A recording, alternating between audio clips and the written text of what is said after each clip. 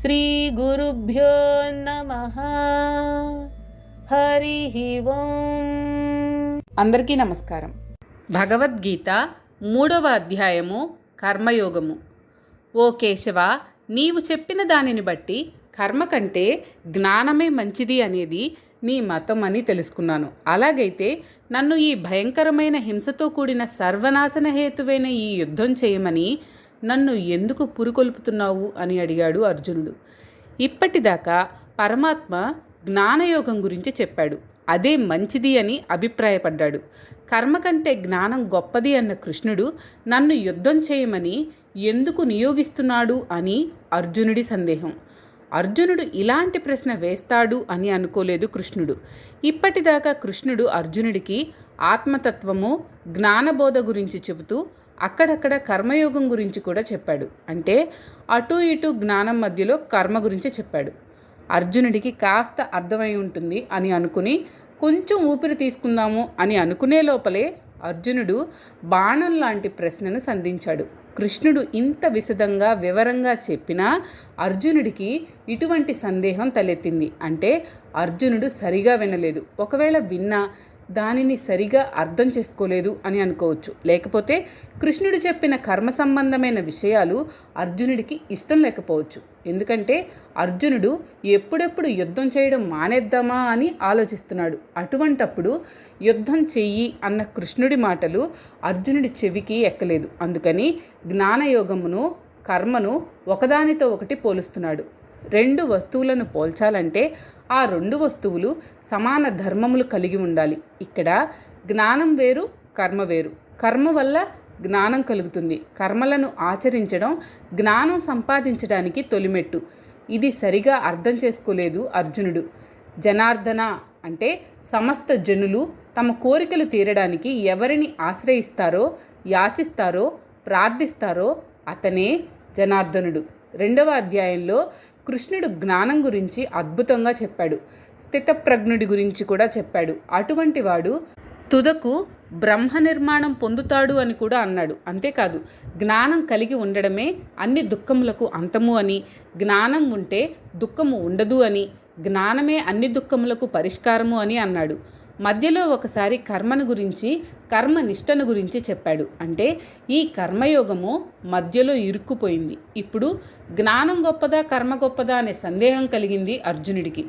ఎటు యుద్ధం చేయడం అర్జునుడికి ఇష్టం లేదు కాబట్టి ఈ సాకుతో తప్పించుకోవచ్చని ఈ ప్రశ్న అడిగాడు.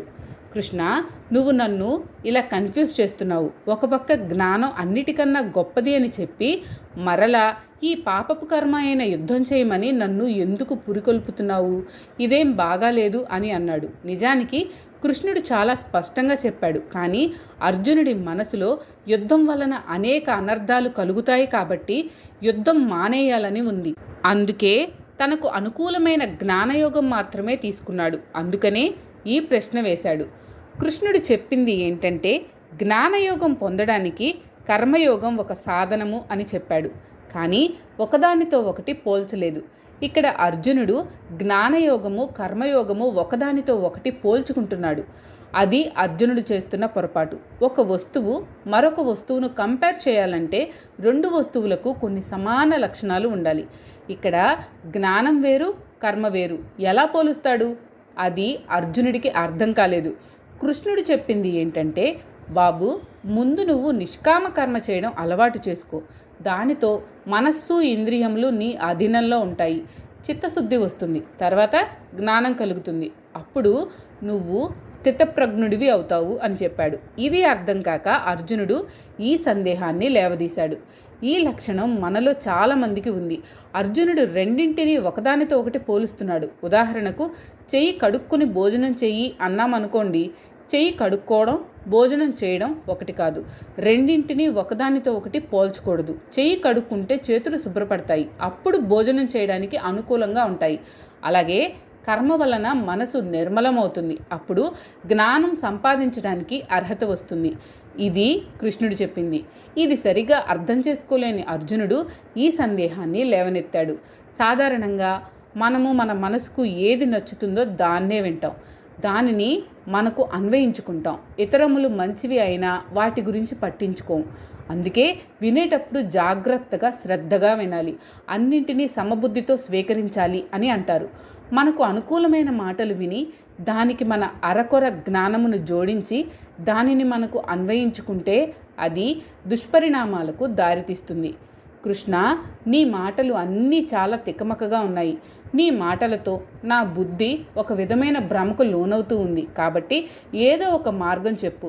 జ్ఞానం సంపాదించడానికి గురుకులానికి వెళ్ళమంటావా, లేక కర్మ మార్గం అనుసరించి యుద్ధం చేయమంటావా? ఏదో ఒకటి ముందు నువ్వు నిశ్చయం చేసుకుని తర్వాత నాకు చెప్పు అని అడిగాడు. నీవు చెప్పిన ఒకదానితో ఒకటి సంబంధం లేని మాటల వలన ఇంకా కన్ఫ్యూజ్ అయ్యాను. మీరు కన్ఫ్యూజ్ చేశారని కాదు, మీ మాటలు నాకు అలా అనిపించాయి. కాబట్టి ముందు ఏదో ఒక మార్గం మీరు నిశ్చయం చేసుకుని నాకు ఏది శ్రేయస్సు కలగజేస్తుందో, నాకు ఏది మనశ్శాంతినిస్తుందో ఆ మాటలు నాకు చెప్పండి. అంతేకాని ఏదో ఒకటి నన్ను నిశ్చయం చేసుకోమని మాత్రం చెప్పకండి. మీరు చెప్పింది ఆచరించడమే నాకు తెలుసు, కానీ రెండింటి మధ్య మంచి చెడులను నిర్ధారించడం నాకు తెలీదు. కాబట్టి నాకు ఏది మంచిదో మీరే నిశ్చయం చేసుకుని నాకు తెలపండి అని అన్నాడు అర్జునుడు. అర్జునుడు ఇలా అడిగినా కృష్ణుడి మాత్రం ఏమాత్రం కోపం తెచ్చుకోలేదు, తనను తాను సమర్థించుకోలేదు. ఒకసారి చెప్పాను కదా, ఎన్నిసార్లు చెప్పాలి అని విసుక్కోలేదు. అర్జునుడికి నచ్చ చెప్పడానికి ప్రయత్నించాడు. అందుకే ఆయన జగద్గురువు అయ్యాడు, గురువులందరికీ మార్గదర్శకుడయ్యాడు. భగవానుడు అర్జునుడికి 2వ అధ్యాయంలో క్లుప్తంగా చెప్పిన కర్మయోగానికి పూర్తి వివరణ 3వ అధ్యాయంలో ఇస్తున్నాడు. ఓ అర్జున, ఈ లోకంలో 2 నిష్టలు అనగా జీవన విధానములు ఉన్నాయని నీకు ఇంతకు ముందే చెప్పాను కదా. సాంఖ్యయోగులు అంటే జ్ఞానయోగులకు సాంఖ్యయోగము, సాధారణ యోగము అభ్యసించే వారికి కర్మయోగము నిర్దేశింపబడ్డాయి. ఎవరెవరికి ఏ ఏ యోగమునందు ఆసక్తి ఉందో వారు ఆయా యోగములను అనుసరించవచ్చు. అంటే జీవుల మనస్తత్వములను బట్టి 2 మార్గాలను నిర్దేశించాడు పరమాత్మ. అందరికీ ఒకే మార్గం చూపడం హిందూ ధర్మంలో లేదు. ఎవరికి తోచిన మార్గము వారు అనుసరించవచ్చు. కొంతమందికి తత్వ విచారణ మీద ఆసక్తి ఉంటుంది, వారికి సాంఖ్యయోగం నిర్దేశించారు. మరికొందరు కర్మలు చేయడానికే ఆసక్తి చూపుతూ ఉంటారు, వారికి జ్ఞానము ఓ పట్టాన బోధపడదు. అటువంటి వారికి కర్మయోగాన్ని నిర్దేశించారు. అలా కాకుండా బలవంతంగా ఏదో ఒక యోగం అందరి మీద రుద్దితే అది వారికి అర్థం కాకపోవచ్చు, లేదా అసలు ఆచరించకుండా మానవచ్చు. అందుకని పరమాత్మ ఎవరెవరికి ఇష్టము, అనుసరణీయము అయిన యోగములను వారి వారికి ఉపదేశించాడు. వేదము అంటే తెలుసుకోదగినది, తెలియజేసేది. ఎవరు ఎవరికి తెలియజేస్తారు? తెలియని వాడికి తెలిసిన వారు తెలియజేస్తారు. కాబట్టి మనకు ఏమీ తెలియదు అనే భావనతో వేదం మొదలవుతుంది. ఈ వేదం కూడా 2 భాగాలుగా విభజింపబడింది. పూర్వభాగం అంతా దేవతలను స్తోత్రములు చేయడంతో పాటు యజ్ఞ యాగాదుల గురించి చెప్పారు. ఉత్తర భాగంలో ఆత్మజ్ఞానం, పరమాత్మ స్వరూపం గురించి చెప్పారు. మనకు ఆత్మజ్ఞానం గురించి తెలియదు కాబట్టి దానిని మనకు తెలియజేస్తుంది వేదం. కాబట్టి ఆత్మజ్ఞానం తెలుసుకునే ముందు కర్మ ఎలా చేయాలో తెలుసుకోవాలి. ఇది మామూలు వాళ్ళ విషయం. కొంతమంది ఈ కర్మయోగమును అంతకు ముందే దాటిన వాళ్ళు ఉంటారు. వాళ్ళు సరాసరి జ్ఞానయోగానికి వెళ్ళవచ్చు. భోజనం చేసే ముందు కాళ్ళు చేతులు శుభ్రంగా కడుక్కోవాలి అనేది జీవన విధానం. కొంతమందికి కాళ్ళు చేతులు ఎల్లప్పుడూ శుభ్రంగానే ఉంటాయి, వారు నేరుగా భోజనం చేయవచ్చు. అలాగే ఆత్మజ్ఞానం తెలియని వారు మొదట కర్మయోగంతో మొదలుపెట్టి మనస్సు ఇంద్రియములు శుద్ధి అయిన తర్వాత జ్ఞానయోగమునకు వెళ్ళవచ్చు. మరి కొంతమంది పూర్వజన్మ వాసనలను బట్టి జ్ఞానవంతులుగానే పుడతారు. వారు అంతకుముందు జన్మలలో కర్మయోగం అవలంబించి పరిశుద్ధులై ఉంటారు. అటువంటి వారు మరలా కర్మయోగంతో మొదలు పెట్టాల్సిన అవసరం లేదు, నేరుగా జ్ఞానయోగంతో ప్రారంభించవచ్చు. కాబట్టి ఈ లోకంలో 2 విధములైన జీవిత విధానములు అంటే నిష్టలు ప్రతిపాదించబడ్డాయి అని పరమాత్మ చెప్తున్నాడు. అస్మిన్ లోకే అంటే ఈ లోకమునందు ద్వివిధ నిష్ట అంటే 2 రకములైన నిష్టలు అంటే జీవన విధానాలు. పురాప్రోక్త అంటే ఈ విషయం నీకు ఇంతకు ముందే చెప్పాను, గుర్తు తెచ్చుకో. ఇందులో మరి ఒక అర్థం కూడా ఉంది. అత్యంత పురాతనంగా ఈ విషయం నా చేత ఈ లోకంలో ఉన్న మానవులకు చెప్పబడింది. కాలానుగుణంగా వారు మర్చిపోయారు కాబట్టి మరలా చెప్తున్నాను అని అర్థం చేసుకోవచ్చు. కాబట్టి 2 నిష్టలు సరి అయినవే. ఈ 2 నిష్టలలో ఒకటి కర్మయోగము. ఇది యోగులకు పరిమితం అయింది. దీనినే ప్రపంచంలో క్రియాశీలకంగా ఉండే విధానము, ప్రవృత్తి మార్గము అని కూడా అంటారు. అంటే ప్రాపంచిక విషయములలో ఉండడం, అర్థము కామము వీటి కోసం ప్రయత్నించడం. రెండవ విధానం జ్ఞానయోగం. వీరికి ప్రాపంచిక విషయముల మీద ఆసక్తి ఉండదు.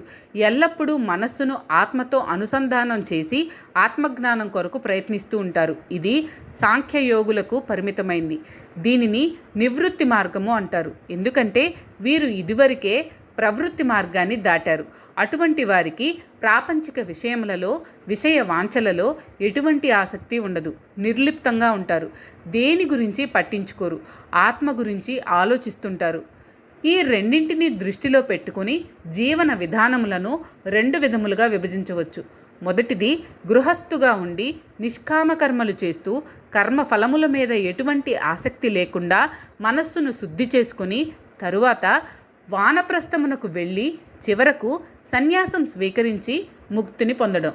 దీనిని ప్రవృత్తి మార్గము అని అనవచ్చు. ఆ రోజుల్లో అయితే గృహస్థాశ్రమం కాగానే కొడుకులకు బాధ్యతలు అప్పగించి వానప్రస్థమునకు అంటే అడవులకు పోవడం, తుదకు సన్యాసం స్వీకరించడం జరిగేది.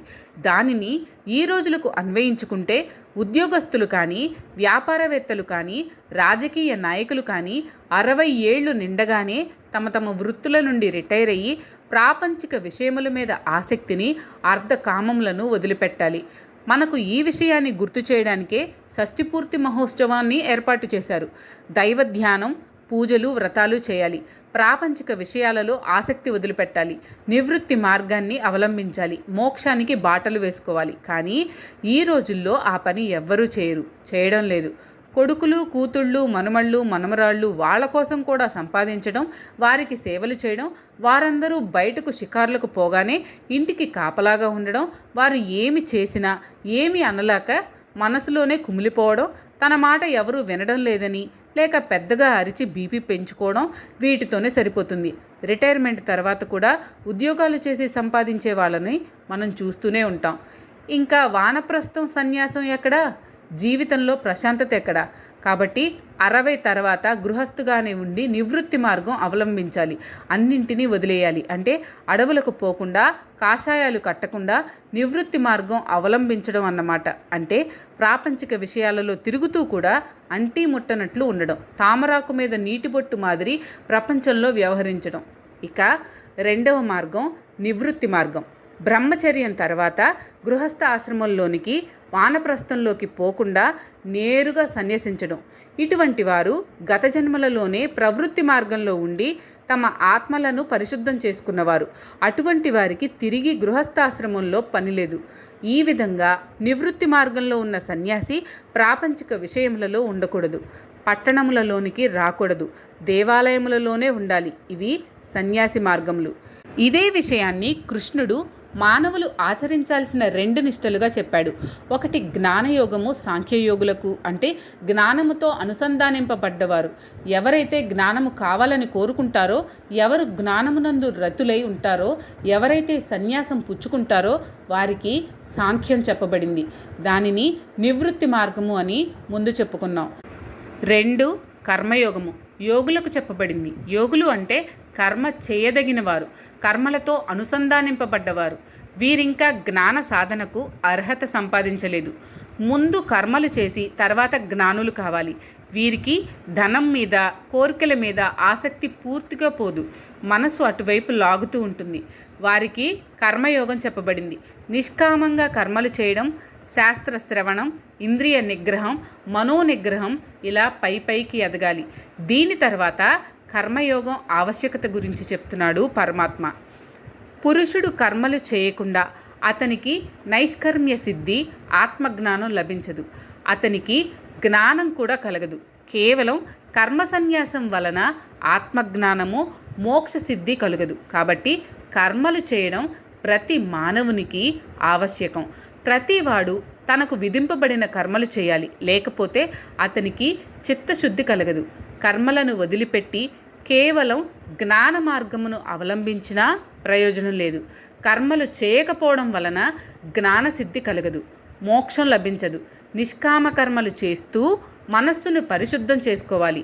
అప్పుడు శాస్త్రజ్ఞానం సంపాదించాలి. తర్వాత మోక్షం కొరకు ప్రయత్నించాలి. కాబట్టి కేవలం కర్మలు వదిలిపెట్టి సన్యాసిగా మారి సోమరిగా ఉన్నందువలన ప్రయోజనం లేదు. ప్రతివాడు తనకు విధింపబడిన కర్మలు చేయాలి, కానీ ఆ కర్మలను ధర్మంగా నిష్కామంగా చేయాలి, శ్రద్ధతో చేయాలి, ఎటువంటి ఆసక్తితో చేయకూడదు. అంటే ఈ పని నేనే చేయాలి, నా వలననే ఈ పని అవుతుంది, ఈ పని చేస్తే నాకు ఇంత లాభం వస్తుంది అనే చింత ఉండకూడదు. అప్పుడే చిత్తశుద్ధి కలుగుతుంది. మనస్సు నిర్మలంగా లేకపోతే, చిత్తము పరిశుద్ధంగా లేకపోతే జ్ఞానము వంటబట్టదు.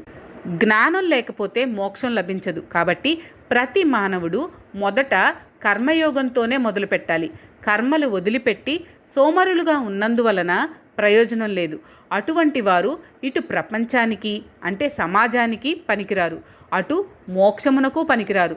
రెండింటికి చెడ్డ రేవడలాగా తయారవుతారు. ప్రతి మానవుడు సత్వ రజస్తమో గుణములు అనే 3 గుణములతో పుడతాడు. కానీ కొందరిలో రజస్తమో గుణములు ఎక్కువగా ఉంటాయి. అటువంటి వారికి నిష్కామ కర్మలు ఆచరించినందువలన రజోగుణము తమోగుణము నుండి నెమ్మదిగా సత్వగుణం అలవడుతుంది. అక్కడి నుండి పరమాత్మ లక్షణమైన శుద్ధ సత్వగుణం అలవడుతుంది.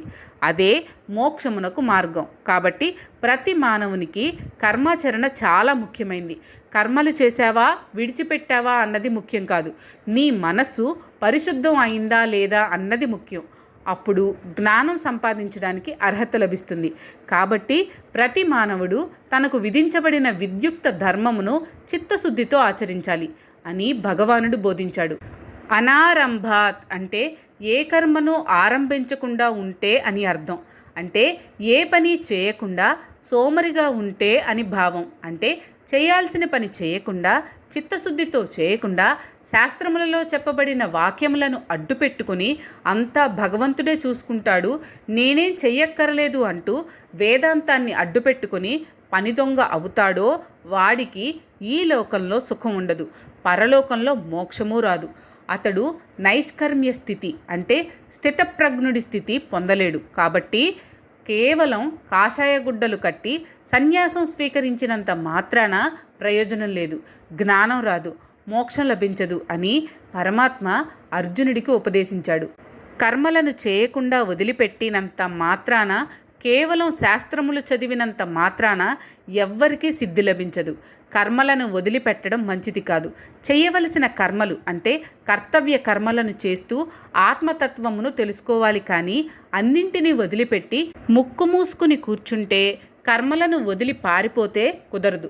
ధ్యానంలో కూర్చున్నా శరీరం ఇక్కడే ఉంటుంది, మనసు ఎటో వెళ్ళిపోతుంది, నిష్ట కుదరదు. అంతేకాని ఏ కర్మ చేయకుండా, ఏ కర్మను ఆరంభించకుండా, ఏ కర్మను ఆచరించకుండా సోమరిగా కూర్చుంటే ఏ పని చేయలేడు. అంతేకాదు, తర్వాత స్థితి అయిన నివృత్తి మార్గమును కూడా చేరుకోలేడు. కాషాయాలు ధరించి స్వామీజీలుగా ఉంటూ పాదపూజలకు, ప్రవచనాలకు రేట్లు పెట్టి ధనం సంపాదిస్తూ అనేక విమర్శలకు గురి అవుతున్న నేటి సన్యాసుల గురించి చెప్పేదే ఉంది, మీరే ఆలోచించాలి. కాబట్టి ముందు కర్మలు చేయాలి, అవి నిష్కామంగా చేయాలి. ఇంద్రియ నిగ్రహం, మనోనిగ్రహం అలవరుచుకోవాలి, శాస్త్ర జ్ఞానాన్ని సంపాదించాలి. అప్పుడే నివృత్తి మార్గంలో అడుగు పెట్టడానికి అనుమతి లభిస్తుంది. అంతేకాని చేయవలసిన కర్తవ్య కర్మలు మానేసి సన్యాసం తీసుకుంటే ఎవ్వరూ సిద్ధిని పొందలేరు. ఎందుకు కర్మను వదిలిపెట్టకూడదు అనేదానికి సమాధానం ఇప్పుడు చెప్పబోతున్నాడు భగవానుడు. ఈ భూమి మీద పుట్టిన ప్రాణి ఏదైనా క్షణకాలం కూడా కర్మ చేయకుండా ఉండలేదు. ఇందులో ఎలాంటి సందేహము లేదు. మానవులు సత్వ రజస్ తమో గుణములకు వశులై ఆ 3 గుణములకు లోబడి కర్మలు చేయడం వారి విధి. కాబట్టి ప్రతి మానవుడు ప్రకృతి ధర్మములను అనుసరించి కర్మ చేయక తప్పదు. కర్మలు చేయకుండా ఉండే స్వతంత్రత మానవునికి లేదు. మానవుడు కర్మలకు వశుడై ఉండాలి. ఇక్కడ కర్మ అంటే మనం కాళ్ళు, చేతులు, నోటితో చేసే కర్మలే కాదు. మనకు తెలియకుండానే గాలి పీలుస్తున్నాం, ఆకలి వేస్తే ఆహారం తింటున్నాం, దాహం వేస్తే నీరు తాగుతున్నాం, నడుస్తున్నాం, మాట్లాడుతున్నాం, ఏదో ఒక కర్మ చేస్తూనే ఉన్నాం. అందరూ సత్వ రజస్తమో గుణములకు లోబడి కర్మలు చేస్తూనే ఉన్నారు. కాబట్టి కర్మలు చేయడం ప్రతి మానవుడి కర్తవ్యం. కానీ ఆ కర్మలు నిష్కామంగా చేస్తే వాటి ఫలితములు అతనిని అంటవు. దానివలన మనస్సు, చిత్తము పరిశుద్ధమవుతుంది. పూర్వజన్మ వాసనలు తొలగిపోతాయి. మోక్షమునకు మార్గం దొరుకుతుంది. ప్రకృతిలో పుట్టిన సత్వ రజస్ తమోగుణముల వలన ప్రతివాడు అవశః అంటే వాటికి లోబడి, వాటికి వశుడై కర్మకార్యతే అంటే కర్మలు చేస్తున్నాడు. నేను ఏమీ చేయను అని కూర్చున్నా కూడా వాడి సహజ గుణములు వాడిని ఏదో కర్మ చేయమని ప్రేరేపిస్తూనే ఉంటాయి. టేబుల్ దగ్గర కూర్చుంటే పేపర్ వెయిట్ తిప్పడం, పెన్ నోట్లో పెట్టుకుని కొరకడం, షర్టు గుండీలు సర్దుకోవడం, టేబుల్ మీద వేళ్లతో కొట్టడం, లాన్లో కూర్చుంటే గడ్డి పేకడం, నోట్లో పెట్టుకుని కొరకడం, గోళ్లు కొరకడం, చేతులు నలుపుకోవడం ఇవన్నీ మానవులు తమకి తాము చేస్తూనే ఉంటారు. వాటి వలన ఎలాంటి ప్రయోజనం ఉండదు, కానీ చేస్తూనే ఉంటాం. ఇవి చిన్న చిన్న ఉదాహరణలు మాత్రమే. ఇదివరకు రాజులు ఏమీ తోచకపోతే వేటకు వెళ్ళేవాళ్ళు, లేకపోతే ఇతర రాజుల మీదకి యుద్ధానికి వెళ్ళేవాళ్ళు. వారిలో ఉన్న రజో తమో గుణములు ఎవరిని ఊరికే ఉండనివు, ఏదో ఒక కర్మ చేయమని ప్రేరేపిస్తూ ఉంటాయి. కాబట్టి కర్మ చేయకుండా ఉండడం ఎవ్వరికీ సాధ్యం కాదు. సత్వ రజస్ తమో గుణాలు ప్రకృతి నుండి పుట్టాయి. మానవుడు కూడా ఈ ప్రకృతిలోంచి పుట్టాడు. కాబట్టి ఈ గుణాలు మానవులను ఆకర్షించి వారిని కర్మలు చేయడానికి ప్రేరేపిస్తాయి. ఈ గుణాలు మానవునిలో ఉన్నంత వరకు ప్రతి మానవుడు కర్మలు చేస్తూ ఉండవలసిందే. ఎవరూ కర్మ చేయకుండా ఉండలేరు. కర్మలు చేయడం ప్రతి మానవుని సహజ లక్షణం.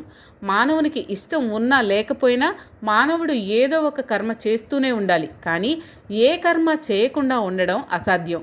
కశ్చిత్ అంటే ఏ మనుష్యుడైనా అంటే సాధారణ మానవుడు, అజ్ఞానంలో ఉన్నవాడు, ఆత్మతత్వం తెలియనివాడు అని అర్థం. ఇక్కడ సాంఖ్యులు అంటే జ్ఞానులు, జితేంద్రియులు అని అర్థం. యోగులు అంటే కర్మలను చేస్తూ ఉండేవాళ్ళు, కర్మలు చేయడంలో నిమగ్నమై ఉండేవాళ్ళు అని. జ్ఞానులను గుణములు ప్రభావితం చేయలేవు. వారు ప్రపంచంలో సంచరిస్తున్నా గుణములు వారిని అంటవు. అటువంటి వారికి కర్మయోగం అవసరం లేదు. నేరుగా సన్యాసం స్వీకరించి ముక్తిని పొందుతారు. కానీ ఆత్మజ్ఞానం లేని వానికి కర్మయోగం తప్పనిసరి. అటువంటి వారు కర్మలను చేస్తూ ఉండాలి. వారు కర్మలు చేయకుండా ఒక్క క్షణం కూడా ఉండలేరు. కొంతమంది బలవంతంగా ఇంద్రియములను నిగ్రహించి ధ్యానంలో కూర్చుంటారు. కానీ మనసు మాత్రం తన ఇష్టం వచ్చినట్లు తిరుగుతూ ఉంటుంది. అనేక విషయముల గురించి ఆలోచిస్తూ ఉంటుంది. అటువంటి వారు విమూఢాత్ములు. వారు చేసేది మిథ్యాచారం, ధ్యానం కాదు. కేవలము బయట వాళ్ళు తాను ధ్యానం చేస్తున్నాను అని అనుకోవాలని కొంతమంది ధ్యానం చేస్తుంటారు. కానీ లోపల మనసుతో అన్ని రకాల విషయాల గురించి ఆలోచిస్తూ ఉంటారు. వారి మనసు భగవంతుని మీద నిలవదు. అటువంటి వారిది కృత్రిమ ధ్యానం. వారు మిథ్యాచారులు, మూఢులు, డాంబికులు. ఇతరుల మెప్పు కోసం ధ్యానం చేస్తున్నట్లు నటిస్తూ ఉంటారు. ఇంద్రియములు మనసుతో కూడినప్పుడే కర్మలు చేస్తుంటాయి. తమంతట తాము ఏమీ చేయలేవు. కాబట్టి కేవలం ఇంద్రియములను కట్టడి చేసినందువలన ప్రయోజనం లేదు. మనస్సును కూడా నిగ్రహించాలి. అప్పుడే ధ్యానం కుదురుతుంది. మనస్సును నిగ్రహించాలి అంటే ముందు మనం చేసే కర్మలు ధర్మబద్ధంగా, న్యాయబద్ధంగా, ఎటువంటి ఫలాపేక్ష లేకుండా, కర్తృత్వ భావన లేకుండా చేయాలి. అప్పుడు మనస్సు నిర్మలంగా ఉంటుంది. అలా కాకుండా కేవలం కాళ్ళు చేతులు కదలకుండా కూర్చుంటే, మనస్సును దాని ఇష్టం వచ్చినట్లు తిరగనిస్తే అది మిథ్యాచారం, డంబాచారం అవుతుందే కానీ ధ్యానం కాదు. కొంతమంది ఉంటారు, మేము సన్యాసులము, సన్యాసం స్వీకరించాము అని అంటారు. కాషాయములను కడతారు. ఇంద్రియములను నిగ్రహించి ధ్యానం చేస్తున్నట్లు నటిస్తారు. తాము యోగులము అంటారు. కానీ వారి మనసు మాత్రం ప్రాపంచిక విషయములలో సంచరిస్తూ ఉంటుంది. అటువంటి వారిని మిథ్యాచారి డాంబికుడు అంటారే కానీ జ్ఞాని అనరు. ఇటువంటి వారు మనకు తరచూ కనపడుతూనే ఉంటారు. వారిని వేల కొద్దీ జనం అనుసరిస్తూ ఉంటారు. ఇటువంటి వారు బయట ప్రపంచంలో విరాగుల వలె, యోగుల వలె నటిస్తుంటారు. యతివేషము, సన్యాసుల వేషము వేసుకుంటారు. వారు పైకి సన్యాసుల వలె కనపడతారే కానీ వారి మనసులు మాత్రం విషయ వాసనలతోనూ కామ వాంఛలతోనూ నిండి ఉంటుంది. ఇది పైకి తెలియకుండా సన్యాసి వేషం వేస్తారు. ఇంద్రియ నిగ్రహం ఉన్నట్లు నటిస్తారు.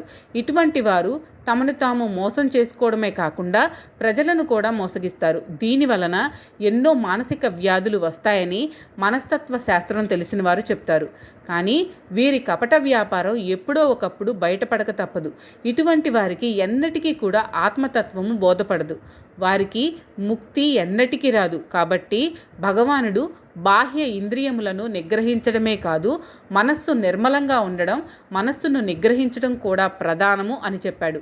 కాబట్టి ఓ అర్జున, ఎవరైతే తన ఇంద్రియములను మనస్సుతో నిగ్రహించి ఆ నిగ్రహింపబడిన జ్ఞానేంద్రియ కర్మేంద్రియములతో కర్మయోగమును ఎటువంటి ఆసక్తి లేకుండా ఆచరిస్తాడో అతడిని విశిష్ట పురుషుడు అని అంటారు. అర్జున, శరీర అవయవములనే కాదు, మనస్సును కూడా స్వాధీనంలో ఉంచుకోవాలి. ఇంద్రియములు మనసు చెప్పినట్లు వినాలి, కానీ ఇంద్రియములు చెప్పినట్లు మనస్సు వినకూడదు. అటువంటి నిగ్రహింపబడిన ఇంద్రియములతో నిష్కామ కర్మలు చేయాలి. చేస్తున్న పనికి ఫలితం ఆశించకూడదు. అప్పుడు ఆ కర్మ బంధనములు అతన్ని అంటవు. కర్మల పట్ల ఆసక్తి, విషయ వాంఛలు మనస్సులో నుండి బయటకు నెట్టాలి. నిష్కామంగా, ఏ కోరిక లేకుండా, ఫలం ఆశించకుండా, నేను చేస్తున్నాను అనే అహం లేకుండా ఏ పని చేసినా ఆ కర్మలు అతన్ని బంధించవు.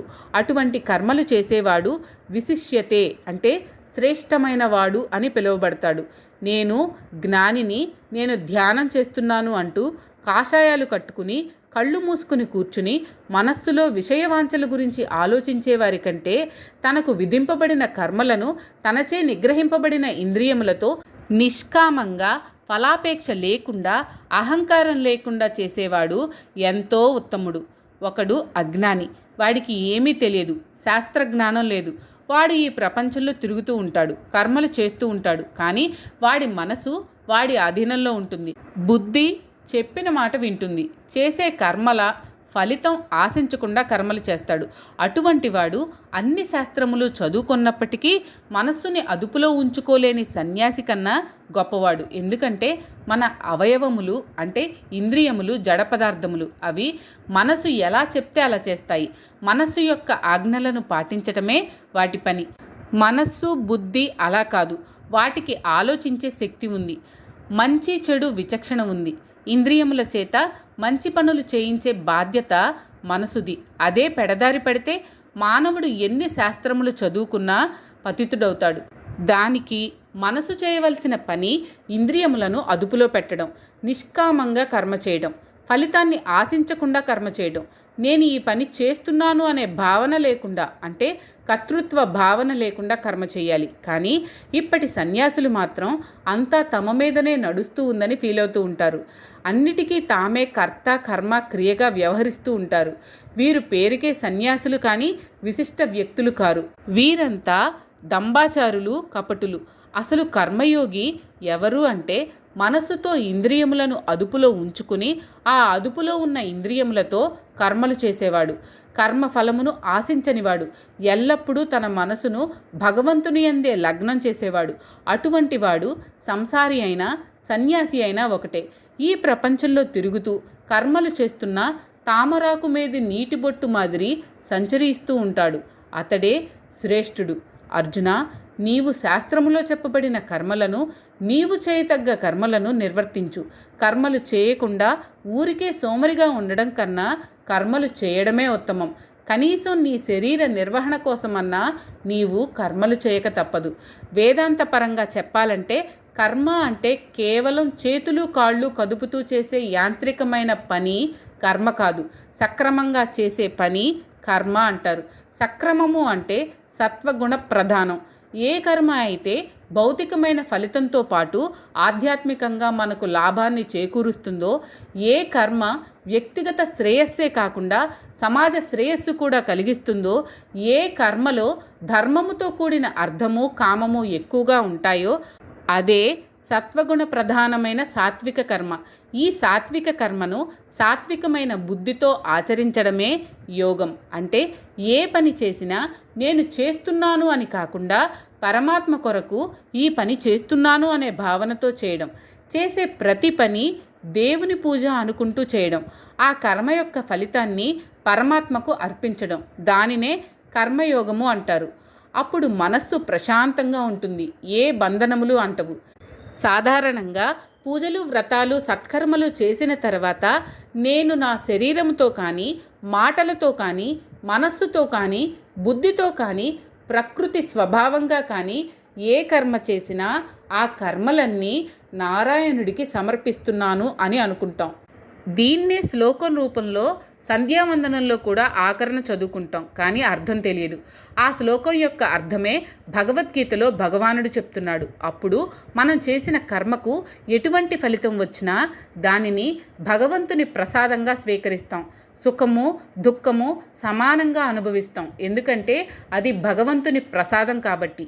ప్రతివాడికి తాను ఏమి చేయాలో తనకు తెలియదు. అందుకని శాస్త్రములను ఆశ్రయించాలి, అందులో చెప్పినట్లు చేయాలి. అందుకని కృష్ణుడు ఇలా అన్నాడు, అర్జున, నేను యుద్ధం చేయను, భిక్షాన్నం తింటాను, సన్యాసం తీసుకుంటాను అని నీవు అన్నావు. కానీ అవి క్షత్రియ ధర్మములు కావు, శాస్త్ర సమ్మతములు కావు. నీకు నియమింపబడిన కర్మ యుద్ధం చేయడం. ఏ కర్మ చేయకుండా సన్యాసం తీసుకోవడం కంటే నీ స్వధర్మమైన యుద్ధం చేయడం ఎంతో మేలు. నీవు యుద్ధం చేయకపోతే నీకు తోచదు, నీవు ప్రశాంతంగా జీవించలేవు. నేను చేస్తున్నాను అనే అహంకారం లేకుండా నిష్కామంగా సమాజ హితం కోరి ఈ యుద్ధం చెయ్యి. నా వాళ్ళందరూ మరణిస్తారు అనే ఫలాపేక్ష లేకుండా యుద్ధం చెయ్యి. ఫలితం పరమాత్మకు అర్పించు. నీ కర్తవ్యం నీవు నిర్వర్తించు. ఇక్కడ యుద్ధం జరుగుతుంటే నీవు నీ మందిరంలో చేతులు ముడుచుకుని కూర్చోలేవు. అది నీ తరం కాదు. నీ దేహం నీకు సహకరించదు. ఎందుకంటే యుద్ధం చేయడం నీ ధర్మం. నీ కర్తవ్య కర్మ నుండి నీవు తప్పించుకోలేవు. నీ కర్తవ్య కర్మ ఏమిటో అది శాస్త్రమే నిర్ణయం చేస్తుంది. వాటిని నీవు ఆచరిస్తే చాలు. వేదములు, శాస్త్రములు క్షత్రియునకు యుద్ధము కర్తవ్య కర్మగా విధించింది. ఆ కర్తవ్య కర్మను నీవు నిర్వర్తించు. ఫలితాన్ని నీవు స్వీకరించకు, పరమాత్మకు అర్పించు. పరమాత్మకు అర్పించింది ప్రసాదం అవుతుంది. దానిని నీవు స్వీకరించినా తప్పులేదు. నీకు ఏ దోషము అంటదు అని బోధించాడు పరమాత్మ. చేయాల్సిన కర్మ అంటే విహిత కర్మ. ఈ విహిత కర్మను చేయకపోవడం కూడా పాపమే. శరీర నిర్వహణ చక్కగా సాగాలంటే కర్మలు చేయాల్సిందే. ఏ మనిషికైనా కర్మలు చేయకుండా ఉండడం సాధ్యమయ్యే పని కాదు. ఏ కర్మ చేయకుండా ఉండడం కంటే నీవు ఏది చేయాలో దానిని చేయడం నీ ధర్మం. ఏ పని చేయకుండా సోమరిగా ఉండడం కూడా పాపమే అని అర్థం వచ్చేటట్లు చెప్తున్నాడు కృష్ణుడు. ప్రతి వ్యక్తి కొన్ని కర్మలు చేయక తప్పదు. వాటినే నిత్యకర్మలు, నైమిత్తిక కర్మలు అని అంటారు.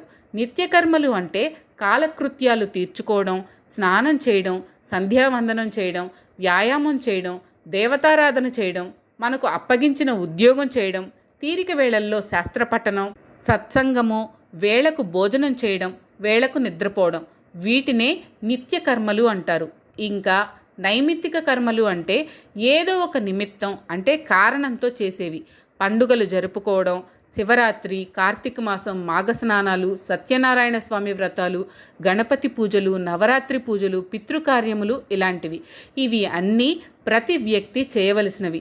సమాజంలో బ్రతుకుతున్న ప్రతి వ్యక్తి వీటిని చేయకుండా తప్పించుకోవడం ఎవ్వరికీ సాధ్యం కాదు. కాబట్టి కర్మలు చేయకుండా ఎవ్వరూ ఉండలేరు. మానవులలో 3 గుణాలున్నాయి. ఆ గుణాలను బట్టి కర్మలు చేస్తూ ఉంటారు. సాత్విక గుణం ఎక్కువగా కలవారు తాము చేయాల్సిన కర్మలను చేస్తారు. అనవసరమైన కర్మలు, చేయకూడని కర్మలు చేయరు. లోకంలో సంచరిస్తూ కూడా అంటీ అంటనట్లు కర్మలు చేస్తుంటారు. తాము చేసే కర్మల వలన తమకే కాకుండా సమాజానికి కూడా లాభం కలగాలి అని ఆలోచిస్తారు. 2వ రకం వారు రజోగుణ ప్రధానులు. ఇటువంటి వారు ఏ పని చేయకుండా ఉండలేరు. ఏదో ఒక పని చేస్తారు. అది సకామ కర్మ కానీ, నిష్కామ కర్మ కానీ, మంచి పని కానీ, చెడ్డ పని కానీ ఏదో ఒక పని చేస్తుంటారు. కానీ ఆ కర్మను తమ స్వార్థం కోసమే చేస్తారు. ఇతరుల గురించి, సమాజం గురించి పట్టించుకోరు. ఇంకా 3వ రకం తమోగుణ ప్రధానులు. తాము చేయవలసిన పనులు తప్ప ఇతర పనులలో ఆసక్తి కలిగి ఉంటారు. ఇతరులు ఏమైనా పర్వాలేదు, తాము మాత్రం బాగుపడాలి అని కోరుకుంటారు. కొన్నిసార్లు ఏ పని చేయరు, పని అంటే గిట్టదు. తమకు పనిగండం ఉంది అంటారు. సోమరిగా తిరుగుతూ ఉంటారు. తేలిగ్గా ధనం సంపాదించడం, సుఖాలు అనుభవించడం వీరి అభిమతం. ఇటువంటి వారు మనకు తరచూ కనిపిస్తారు. కాబట్టి చేయవలసిన పనులు చేయడం, చేయకూడని పనులు చేయకపోవడం, ఏ పని చేసినా దానిని శ్రద్ధతో ఫలితం ఆశించకుండా చేయడం అత్యంత శ్రేష్టం. కానీ కొంతమంది ఏ పని చేయడానికి ఇష్టం లేక ఒక వితండవాదం చేస్తూ ఉంటారు. పనులు చేస్తే బంధనములు కలుగుతాయి, కాబట్టి ఏ పని చేయకుండా ఉంటే బంధనములు, వాసనలు కలుగవు కదా అని వాదిస్తూ ఉంటారు. అటువంటి వితండవాదుల కోసమే ఇదంతా చెప్పబడింది. మానవుడు ఏ పని చేయకుండా ఉండలేడు. కాకపోతే చేసే కర్మలు స్వార్థబుద్ధితో కాకుండా నిష్కామంగా, కర్తృత్వ భావన లేకుండా చేస్తే, చేసిన కర్మల యొక్క ఫలములు పరమాత్మకు అర్పిస్తే ఆ కర్మల యొక్క బంధనములు అంటవు అని చెప్పాడు పరమాత్మ. యజ్ఞార్థము అనగా ఇతరుల కొరకు, సమాజం కొరకు ఎటువంటి ఫలాపేక్ష, సంగము లేకుండా నిష్కామంగా చేసే కర్మలు కాకుండా ఇతర కర్మలనే చేయడం వలన మానవులు కర్మ బంధనములలో చిక్కుకుంటారు. కాబట్టి ఓ అర్జున, నీవు కూడా ఎటువంటి ఆసక్తి, అనురక్తి లేకుండా నీ విధిని నీవు నిర్వర్తించు. అప్పుడు నీకు కూడా ఎటువంటి బంధనములు అంటవు. యజ్ఞము అంటే మనం సామాన్యంగా వాడుకునే అర్థం కాదు.